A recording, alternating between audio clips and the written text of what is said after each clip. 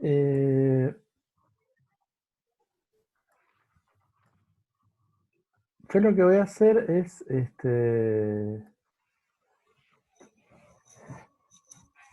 presentar una forma de pensar los procesos de apropiación de tecnologías, que bueno, que es diferente a las que mencioné hasta ahora, aunque por supuesto tiene muchos puntos de contacto, eh, y que es una propuesta que yo hago a partir de la investigación que hice para mi tesis de doctorado.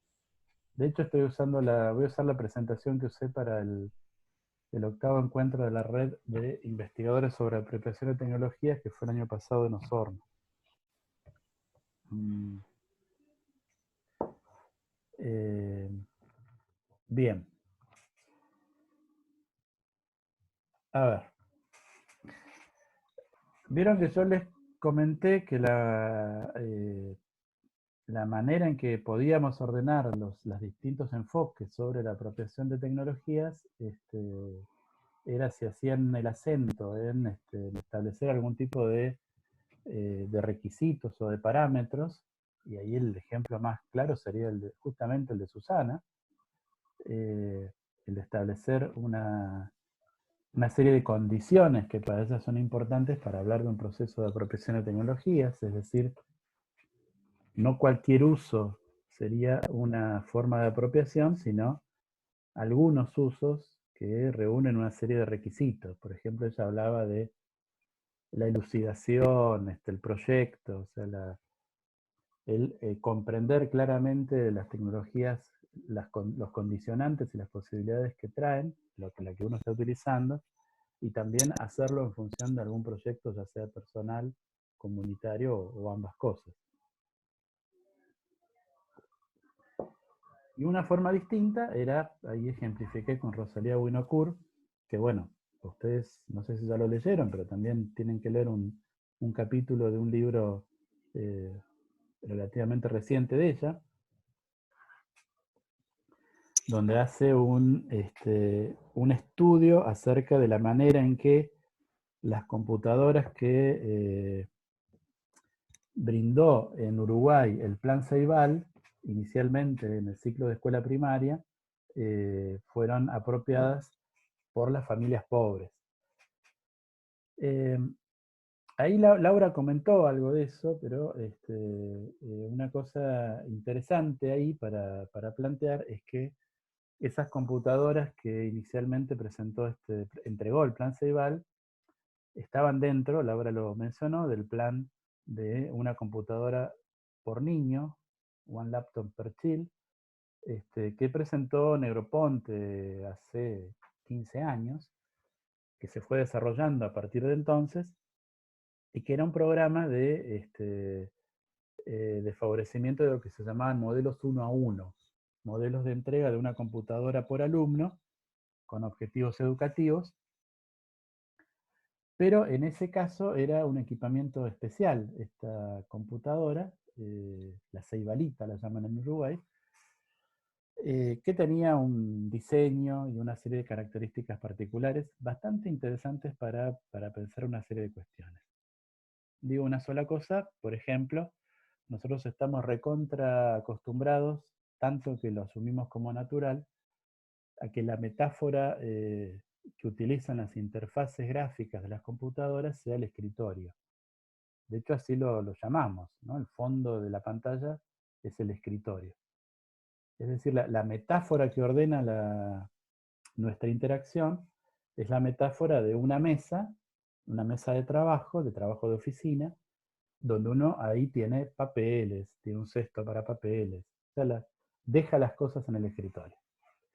Pero eso es una metáfora, o sea, no es que la computadora funcione así, sino que es la manera de hacerla más comprensible para los usuarios y que la podamos utilizar productivamente. Es tan común esa metáfora que se nos ha vuelto prácticamente estándar, naturalizada. Pero hay otras, y las ceibalitas se utilizan como están pensadas para alumnos de escuela primaria.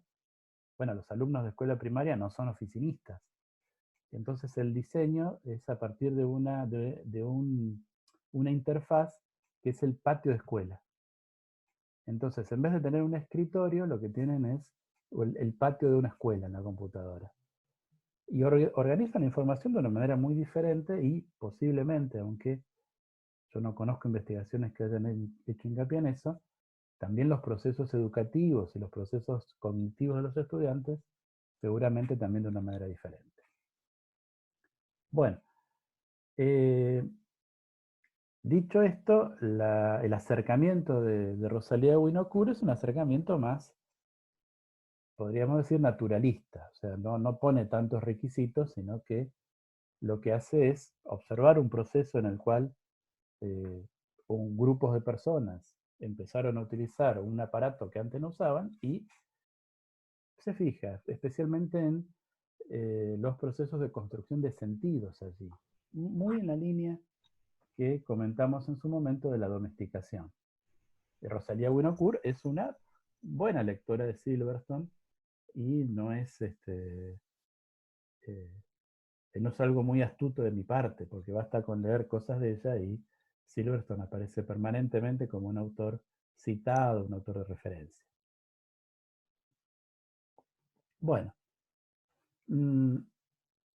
a mí me parece interesante ese abordaje, es un abordaje no normativo, que no ponga condiciones, sino que se acerque a los procesos y vea qué hay, tal como hay.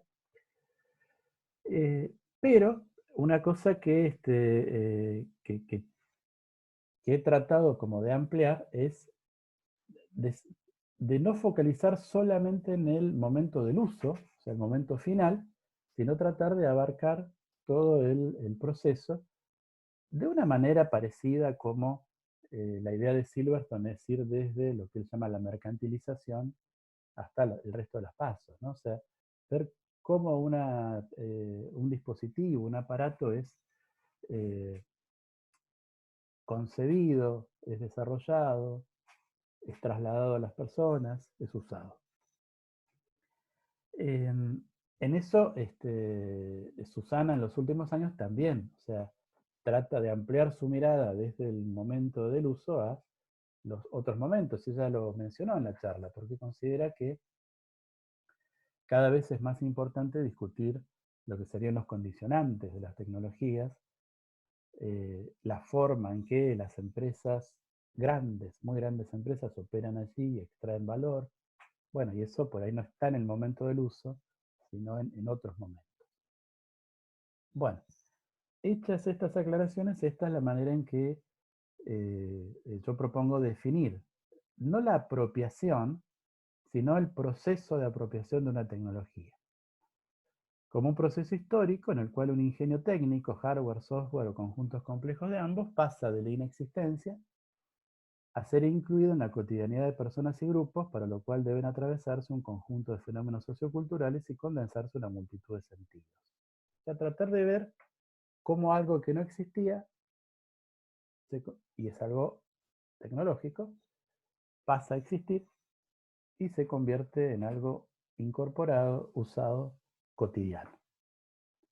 Y cuáles son los sentidos que se van construyendo en todo ese proceso.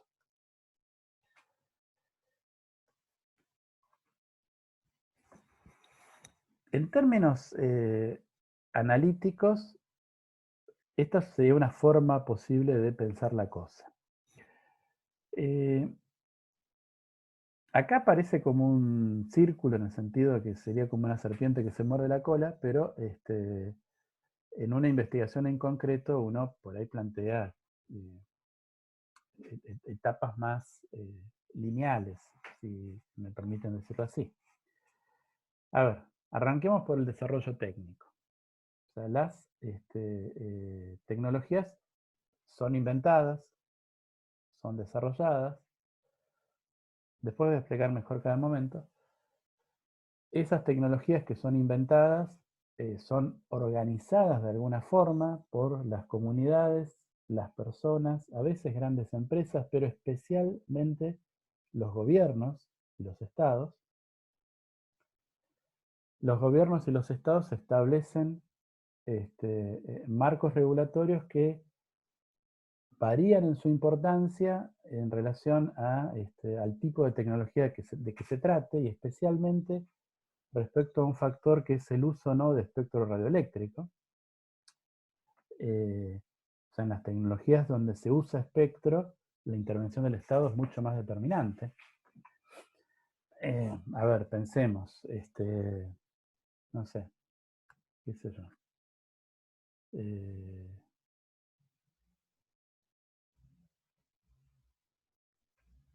No sé, como tecnologías actuales, computadoras. Bueno, las computadoras en principio no utilizan espectro radioeléctrico. Por lo tanto, las regulaciones del Estado se limitan a las políticas comerciales de importación y exportación, a fijar aranceles, a establecer cuestiones promocionales, no mucho más. Ahora pensemos en el otro extremo, los teléfonos celulares. Los teléfonos celulares funcionan en función del uso de espectro radioeléctrico. Y por lo tanto, el Estado tiene decisiones mucho más importantes, porque determina qué empresas van a poder acceder ahí, con qué condiciones, por qué plazos, con qué inversiones. La conformación final del mercado en un sector como ese está más determinada por el Estado que en el otro. Bien, hecho ese planteo, establecidas esas regulaciones, bueno, los actores, pero en el caso de los sectores que están más vinculados al mundo privado que al mundo estatal, son empresas, esos actores, establecen estrategias. Si son empresas, quieren ganar plata. Si quieren ganar plata, lo que quieren es que la gente compre sus productos, utilice sus servicios, los utilice mucho tiempo y los utilice durante lapsos largos, prolongados. Establecen estrategias para eso. Esas estrategias quedan cristalizadas de muchas maneras, pero bueno, una manera interesante en la cual uno puede mirar esas estrategias es la publicidad. Porque la publicidad es la manera en la cual las empresas tratan de venderme lo que tienen para venderme. Finalmente, las personas usan o no esas tecnologías. Entonces, la idea es que cada uno de estos momentos va estableciendo condicionamientos y posibilitando cosas que después son moduladas, adaptadas en los momentos siguientes. Por poner un ejemplo tonto, o sea, uno no podría usar una tecnología que no haya sido inventada, que no haya sido aprobada por el Estado o que nadie venda. Bien, entonces no solamente usar o no usar, sino también la forma en que uso una tecnología tendrá que ver con las posibilidades existentes del desarrollo técnico, con la manera en que se ha organizado ese uso y con los intereses de las empresas para que se use de una manera o de otra. Vamos pasando etapa por etapa. Por favor, como siempre, si quieren preguntarme, interrumpan nomás, abran el micrófono y hablen nomás. Bueno, desarrollo técnico, algunas cuestiones a tener en cuenta. El desarrollo de las tecnologías de comunicación, por lo menos de las tecnologías que nos importan a nosotros en la actualidad, no se da en cualquier contexto, sino que se da al interior de un sistema económico ideológico muy preciso y muy agresivo, que es una forma de liberalismo que algunos autores, Eric Sadina, quien vamos a leer, lo llama así, lo llama un liberalismo digital. Ese liberalismo está basado en grandes empresas, en la maximización de la ganancia, y se articula con los intereses geopolíticos de los estados más importantes, y no son marginales a esos intereses geopolíticos. Bueno, Pensemos, por ejemplo, en en el conflicto que ha habido entre Estados Unidos y China por el desarrollo de la tecnología 5G. O sea, no es un conflicto menor, es un conflicto que atraviesa una especie de guerra comercial y donde una tecnología de comunicación está centralmente involucrada. Ese es el objetivo en disputa. Como señala el modelo de estudios de construcción social de la tecnología, en el momento del desarrollo hay interacción entre los diseñadores y lo que este modelo llama los grupos sociales relevantes. Pero esos grupos sociales relevantes no se reclutan en cualquier lado o a lo largo y ancho de todo el planeta, sino en sectores geográficos y sociales bastante precisos. O sea, son personas que forman parte de la misma cultura donde están ubicados los laboratorios de desarrollo, que no son los países periféricos, sino los países centrales, o como pasa con las versiones beta de los software, si bien eso está abierto a personas de todas partes del mundo, las personas en concreto que utilizan las versiones beta son programadores o usuarios muy avanzados y muy específicos. Bien, el desarrollo de una tecnología se da también en el marco de una historia y una ecología. Esto quiere decir que cuando se desarrolla una tecnología, esa tecnología tiene en cuenta otras tecnologías e innovaciones que tienen que ver con ella en el tiempo y además tiene que ver con las que son simultáneas, o sea, con aquellas con las que puede competir en términos de una especie de ecología, es decir, de ocupar nichos dentro de un ecosistema comunicativo y tecnológico. Es decir, no todas las características que tienen las tecnologías se justifican por su utilidad o por sus prestaciones recientes, sino que algunas son condiciones que vienen del pasado y otras tienen que ver con la manera en que compite con otras tecnologías en el mismo momento. Finalmente está la cuestión de un término que no tiene una traducción simple en castellano, affordance. Una traducción posible sería potencialidad. O sea, affordance se refiere tanto a lo que permite hacer algo como el límite que plantea para hacer algo. Entonces las affordances tecnológicas se refieren a que los dispositivos tecnológicos, los dispositivos técnicos, tienen posibilidades para hacer y también inhabilitan algunas cosas. Ponen límites y dan posibilidades. Bueno, yendo al caso de la telefonía celular, que es el caso que yo analicé más específicamente, aquel el que me concentré, estos datos son del 2018, pero bueno, en el 2019 habrán crecido seguramente, no habrán descendido. El mercado minorista de telecomunicaciones, que no incluye ni al desarrollo de hardware, ni solamente su operación, ni al mercado mayorista, abarcaba el 2,3% del Producto Bruto Mundial. Y eso llegaba a la friolera para la telefonía móvil, que era más o menos la mitad de ese mercado minorista, de 859 billones de dólares. No, 859 mil millones, perdón. Vieron que para los norteamericanos o para la cultura anglosajona, 1 billón son 1.000 millones y para la nuestra son 1 millón de millones. Bien, acá tenemos 859 mil millones de dólares. Bueno, es una cifra que nadie puede imaginar. No sé quién puede tener una idea de qué significa esto. Una montaña de plata. O sea, no son cosas menores, para nada, sino que son efectivamente cosas muy importantes.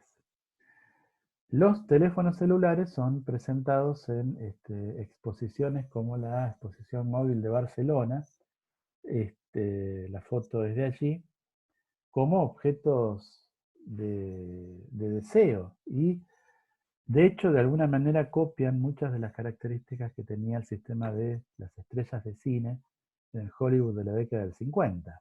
Grandes espectáculos, grandes presentaciones. Las grandes empresas, los grandes actores, las principales empresas del mundo están relacionadas con las tecnologías, lo que se llaman las empresas GAFAM, ¿no? O sea, eso es un acrónimo de las más grandes empresas que son empresas tecnológicas. Google, Apple, Facebook, Amazon. ¿Y la M de qué era? No me acuerdo.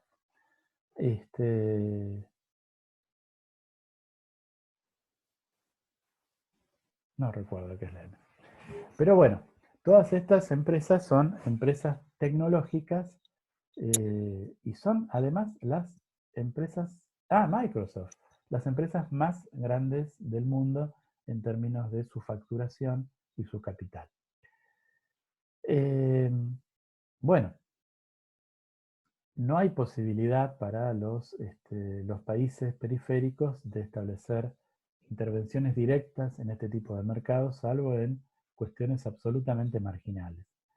Las grandes aplicaciones como Facebook o WhatsApp, que es propiedad de Facebook, tienen más de 1.000 millones de usuarios. O sea, una friolera de gente que la utiliza y solamente pueden tener algún tipo de competencia por empresas como WeChat, que se dedica al mercado chino, que es, por supuesto, el país más poblado del mundo. Bueno, muchas de estas empresas se basan en lo que vamos a ver más detenidamente más adelante, que es lo que se llama la economía de la carnada, es decir, el modelo económico por el cual, o el modelo de ganancia por el cual las personas no ponen plata, pero lo que ponen es atención y clics y datos. Y todo eso, de forma casi mágica, se traduce en montañas de plata para empresas como Google o como Amazon. Bueno, estas empresas establecen también estándares técnicos que después funcionan como regulaciones de facto. Bien, pasemos al segundo momento de ese esquema, que serían las regulaciones. Algunos temas acá. Las regulaciones no se refieren solamente a las normas o la organización que puede plantear el Estado o los gobiernos nacionales. Pero todavía, a despecho de la globalización, etcétera, etcétera, los estados son centrales, son importantes. Y los marcos regulatorios que establecen son determinantes. Como les decía, esto varía en algunos casos más que en otros. En los casos en los que la tecnología en cuestión depende del espectro radioeléctrico, esa regulación estatal es determinante. ¿Por qué? Porque bueno, el espectro, al ser un bien escaso, no es ilimitado, sino que hay una cantidad determinada de espectro, en todos los países es propiedad del Estado. Y el Estado lo concesiona y lo organiza. Por un lado hay competición de servicios distintos. O sea, la radio compite con la televisión, con los celulares, con las transmisiones marinas. Pero, por otro lado, dentro mismo de la misma franja, la manera en que eso se organiza es fundamental.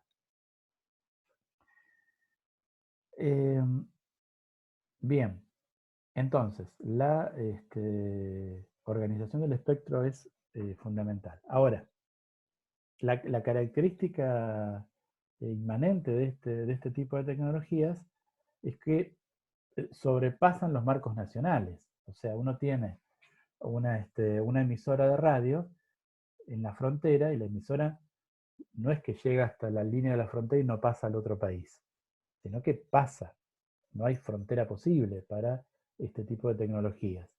Entonces, desde hace muchos años existen ámbitos multilaterales que están por encima de los estados y que establecen condicionamientos que después se transforman en regulaciones.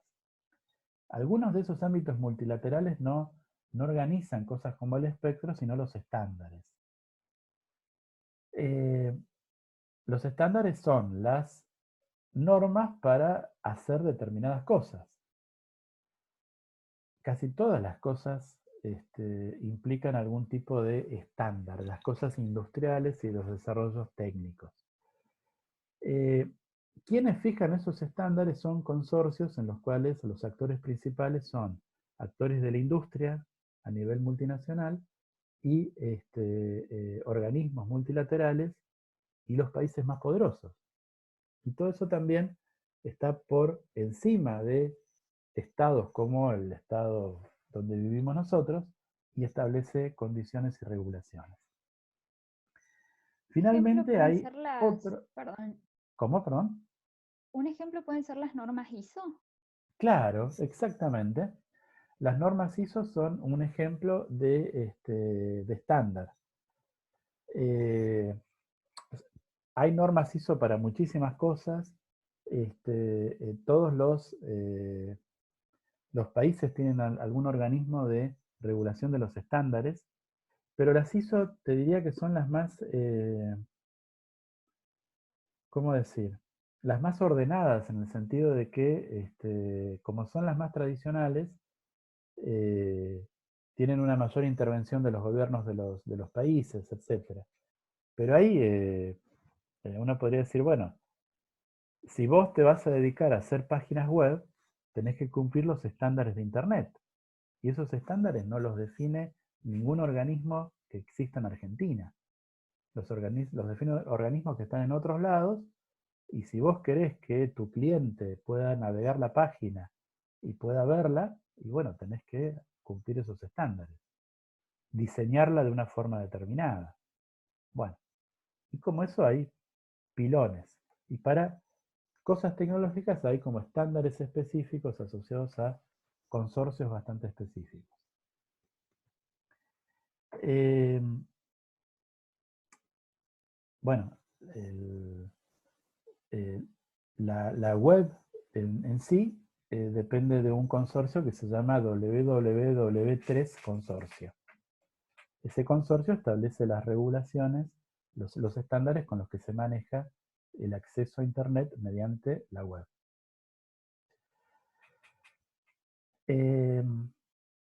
Bien, el último ítem ahí es la plataformización, que es una tendencia bastante creciente de los últimos 10 años, tal vez un poquito más, por el cual algunas empresas muy grandes han establecido sus propias condiciones y sus propias regulaciones, en la medida en que se ha hecho muy común que el acceso a programas no sea directo, sino que pase por alguna tienda. El ejemplo más obvio sería el Play, la tienda Play de Google. Entonces, bueno, ahí están las aplicaciones para Android. Perfecto.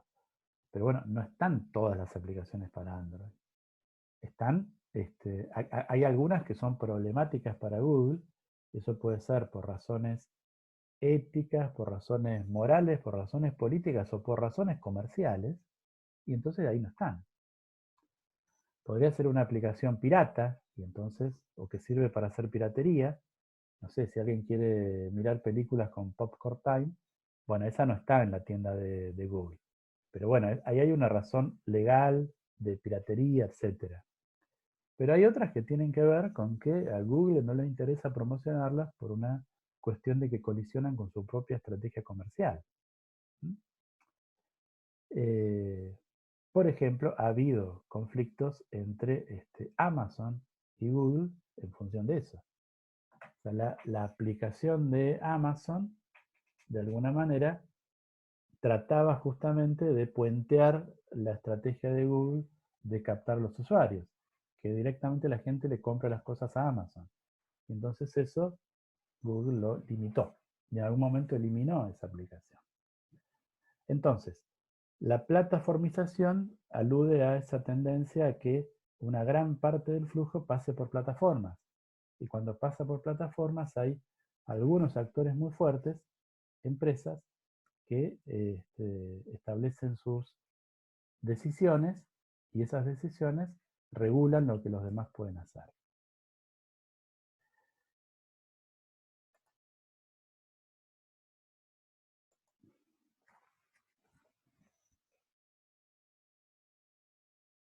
Bien.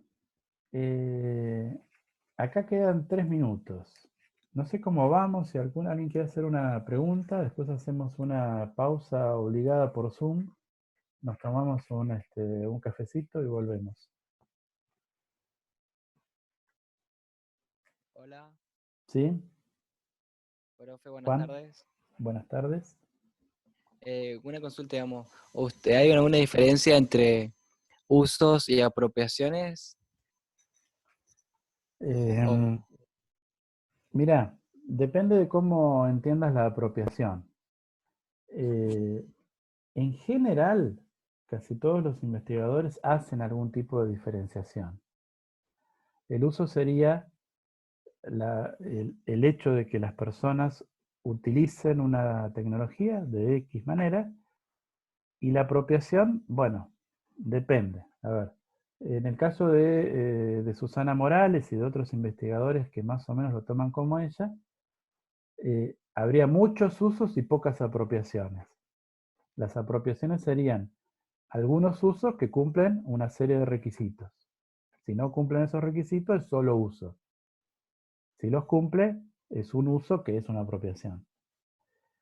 En el caso de Rosalía Winocour y otros investigadores que van por ese lado, la apropiación estaría como pegada al uso, pero se referiría más no tanto al hecho de que yo use un aparato, sino a los sentidos que construyo en torno al uso de ese aparato.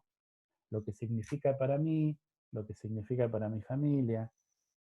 En ese sentido, estaría asociado una cosa y la otra, pero serían aspectos distintos del proceso. Y en el caso que yo estoy planteando, entiendo. la apropiación es un proceso que va desde antes de que la gente lo use, desde que algo es concebido hasta que finalmente, sí, efectivamente, es usado. Hola a todos, Hola Laura. ¿cómo les va? Muy bien. Creo que en el caso, digamos, de investigadores, como en el caso de Susana Morales y algunos que coinciden con ella, el tema de los usos está más ligado al tema del consumo. Creo que por ese lado, digamos, podríamos destacar una diferencia. Más que nada porque bueno, ella lo plantea, ¿no? Esto de que más que, o sea, hace una diferencia entre consumidores y la apropiación. No sé qué pensás vos, Luis, si estás de acuerdo, No, pero a sí, mí me sí, parece creo que que... sí. O sea, creo que la mayoría de los usos estarían limitados a una forma de consumo, pero bueno, los que son apropiación también son usos, en el sentido de que para apropiarse de algo lo tenés que usar. O sea, eso también es así. Pero serían, no sé si ella los piensa como una minoría, pero creo que sí.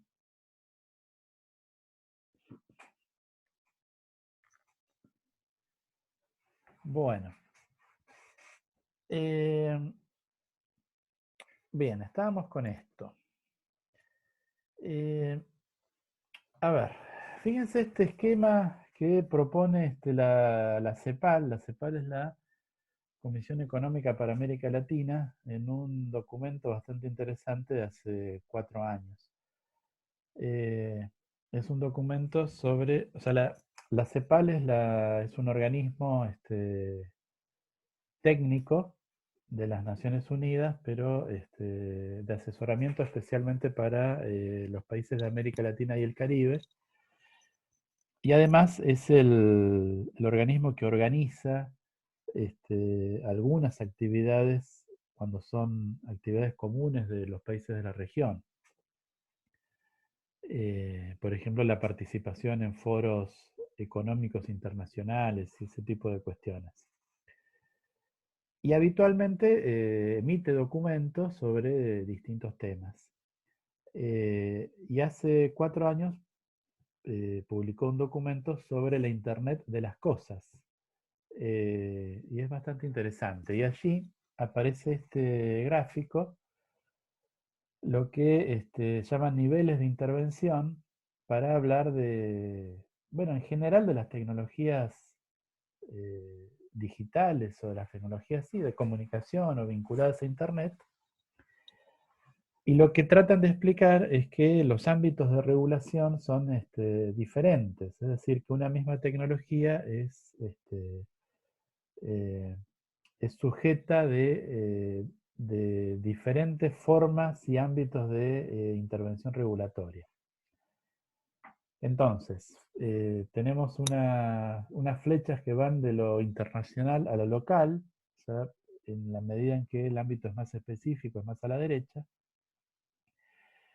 Y entonces hay algunos temas que son temas de regulación nacional, regional o internacional, pero no local. Por ejemplo, la gestión del espectro. Vamos a ver el caso de Argentina. El espectro se regula por el Estado Nacional, pero por las razones que dije, no lo puede hacer en forma autista, aunque está mal ahora usar ese adjetivo, sino que lo tiene que hacer de acuerdo con los demás países de la región, que a su vez se ponen de acuerdo a nivel internacional. Entonces hay aspectos de la gestión del espectro que son internacionales, aspectos regionales, aspectos nacionales. Lo mismo pasa con temas como la privacidad, los datos personales, los servicios digitales. La infraestructura móvil, es decir, lo que necesitan tecnologías como la telefonía celular para funcionar, las antenas y ese tipo de cosas, las redes físicas, no son de ámbito internacional, pero sí regional y nacional. La infraestructura fija, o sea, los cables, ya no son regionales, sino más bien nacionales y empiezan a intervenir los gobiernos locales. Por ejemplo, los municipios dan autorizaciones para la utilización de los postes de luz para poder pasar un cable y brindar internet. Y las normas de competencia también son nacionales y de tipo local. O sea, hay una mezcla. O sea, una determinada tecnología tiene una serie de reglamentos que cumplir o tiene asociado una serie de reglamentaciones. Algunas son internacionales, otras son regionales, otras son nacionales, otras son mucho más locales. O sea, es una compleja red de regulaciones. Planteada la cuestión regulatoria, en el caso de algunas tecnologías, pero de las más importantes, podríamos decir de manera determinante en una tecnología como la telefonía celular, en la cual en un país como Argentina se ha desplegado durante todo el periodo, los últimos 25 años, exclusivamente en términos privados, el sector privado. Bueno, 30 años ya de la telefonía celular. Bueno, las empresas plantean a partir de sus estrategias publicitarias qué es lo que pretenden con sus servicios y sus productos, es decir, qué tipo de uso pretenden que las personas tengan, por supuesto asociado a sus objetivos comerciales. Uno podría analizar las estrategias empresarias desde otro lado, por ejemplo, podría analizar, no sé, los manuales de capacitación de los empleados de las empresas como Claro o Movistar. Y ahí seguramente habría, o sea, uno llama para hacer una consulta o para comprar un producto y se encuentra con un empleado que está bastante formateado. Y por lo tanto debe haber pasado por ciclos de capacitación bastante estándar, y eso debe haber documentación, y uno podría ver en esos manuales de capacitación cuál es la estrategia que la empresa pretende como posicionamiento y comercialización. Habría otras, entonces, otras maneras, tal vez los acuerdos de franquicias y cosas así, pero una forma más o menos a la mano es la publicidad.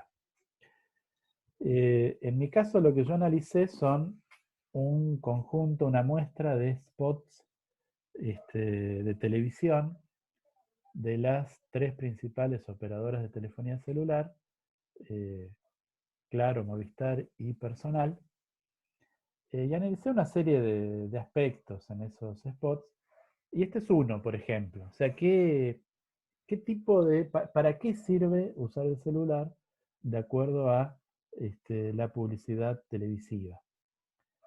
Y fíjense, el principal uso, o sea, de acuerdo a lo que hacen las personas que aparecen en las publicidades de telefonía celular, el principal uso es el mantenimiento de relaciones sociales, es decir, hablar con amigos, bromear con otras personas, y relacionarse con pares. Y el segundo uso, y entre estos dos llegan prácticamente al 70%, el mantenimiento de relaciones familiares. Hablar con los padres, los hijos, los abuelos. Le sigue el acceso a información y ocio individual. Navegar, ver películas.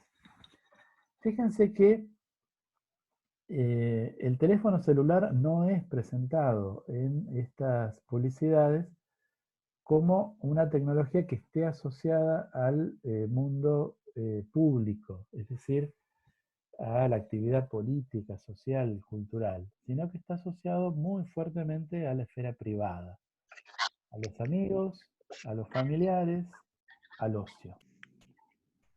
Y de hecho esto es consistente con la forma en que en muchas investigaciones se ha planteado la diferencia entre el uso de Internet, más vinculado al mundo de lo público, con redes sociales como Facebook o Instagram tendríamos que ponerlo en discusión, lo pondremos en discusión, y el uso del celular que en muchas investigaciones y desde que arrancó como tecnología está muy asociado a la esfera privada.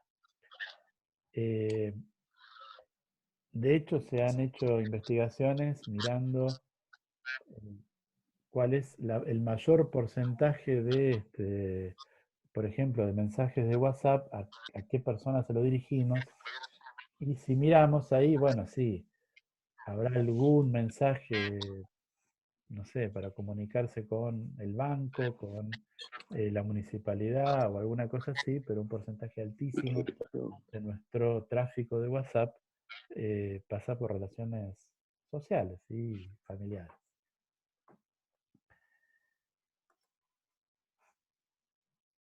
Bueno, y eso nos lleva al último tema, que es el tema de los usos, bien específico del teléfono móvil, que es, bueno, lo que yo pude indagar o el tema en el cual me concentré. Y ahí, bueno, algunas cosas para mencionar. O sea, la familia sigue siendo un lugar estratégico para pensar los usos y las apropiaciones. No es un lugar exclusivo y hay algo para,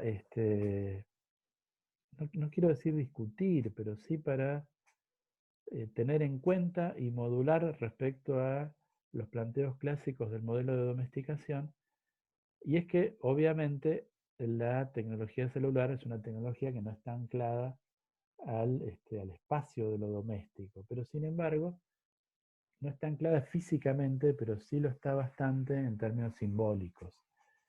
O sea, no hay que asimilar la domesticidad del hogar y la familia a la cercanía en el espacio territorial, y ese es posiblemente uno de los desafíos de investigación actuales más interesantes, es decir, de qué manera este tipo de tecnologías, que son las que nos interesan, han permitido formas de construcción familiar y de mantenimiento de relaciones que eran impensables hace 3 décadas.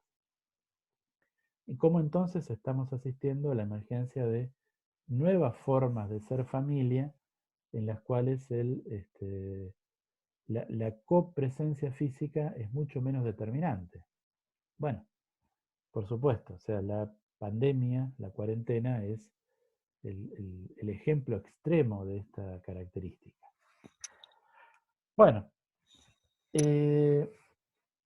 hay una confluencia entre los usos que propone la retórica publicitaria y los usos que los usuarios efectivamente adoptan. O sea, la manera en que la publicidad muestra que deben ser usados los teléfonos celulares es bastante cercana en muchas características a la manera en que las personas usan esos teléfonos celulares.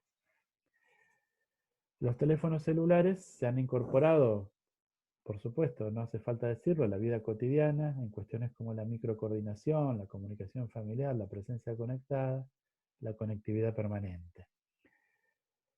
Todas esas son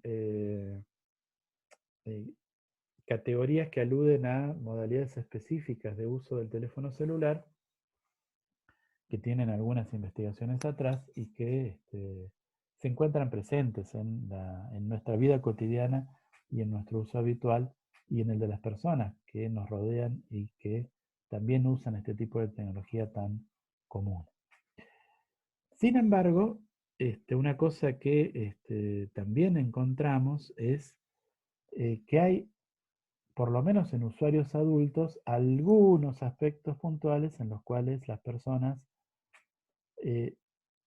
se resisten un poquito, aunque sea, o plantean algún tipo de límite al tipo de propuesta que hacen las empresas a partir de su publicidad. Con Roxana Cabello a esto lo llamamos límites a la domesticación, y nos centramos en estas tres cuestiones, en el hecho de que no todos los usos son de elección libre, sino que las personas viven algunos usos del teléfono celular como obligados por otras personas, por sus familias, por sus empleadores o por sistemas administrativos. También que muchas personas, la mayoría, la gran mayoría, no les gusta gastar demasiada plata en los aparatos, se resisten a estar a la última moda y de tener el aparato más lujoso, y solo lo justifican eventualmente por alguna cuestión instrumental, es decir, por ejemplo, una entrevistada me decía, yo tendría un iPhone si fuera médica, o sea, si le diera un uso. Pero si no, sienten como una cosa moralmente cuestionable gastar demasiada plata y también gastar demasiado tiempo.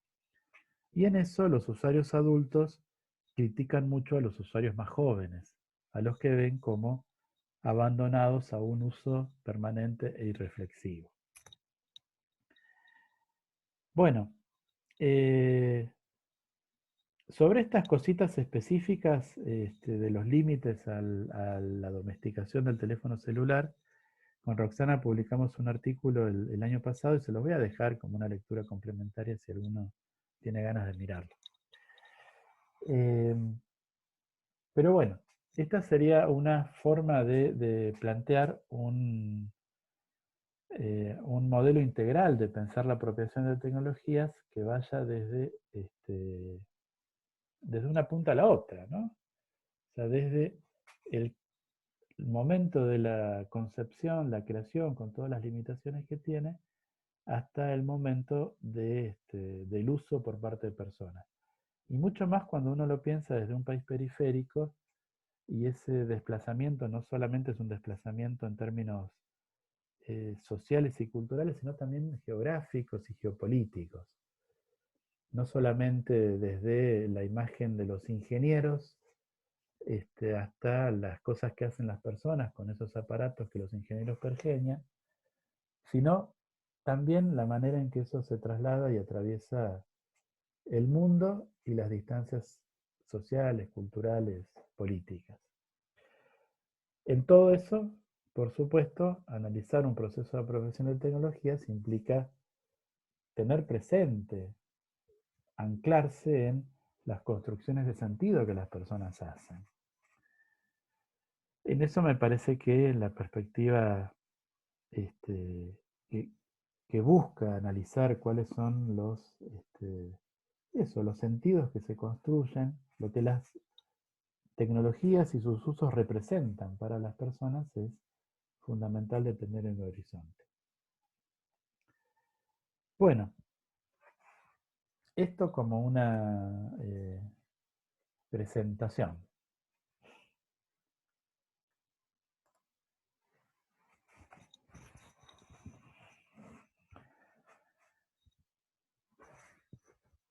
¿Alguna o duda o cuestión que ustedes quieran plantear?